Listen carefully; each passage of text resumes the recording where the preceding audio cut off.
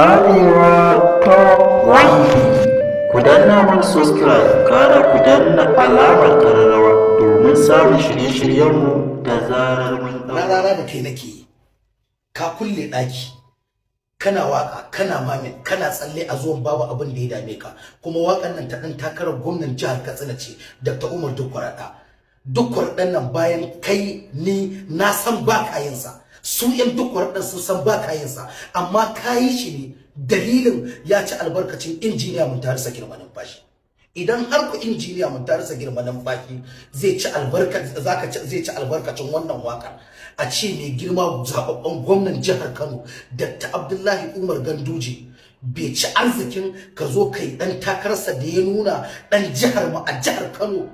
Dr. Nasiru Yusuf Gawuna ba sai ka je ka dige da can to ka kaddara ma mai girma gwamna in baka yi dan albarkacinsa ba ka yi dan albarkacin wanda yake taimakon ka a gwamnatin jihar Kano mai girma Alhaji Dr. Murtala Sula Galadima Garo.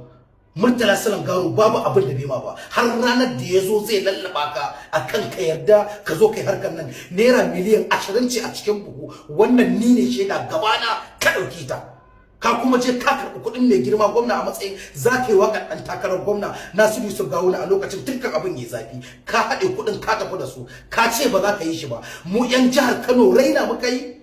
ka zagi mai girma Malam Ibrahim Shekaru duk lalacewarsa ɗan Kano ne muna ƙaunarsa ka zagi mai girma injiniya Dr. Rabi'u Musa Kwankwason nan ɗan Kano ne muna ƙaunarsa yanzu ka zo ka zagi mai girma zababben gwamnan jihar Kano Dr. Abdullahi Umar Ganduje OFR Kadimul Islam kuma kalifan mu na addinin mu na musulunci na wannan yanki namu da muke ciki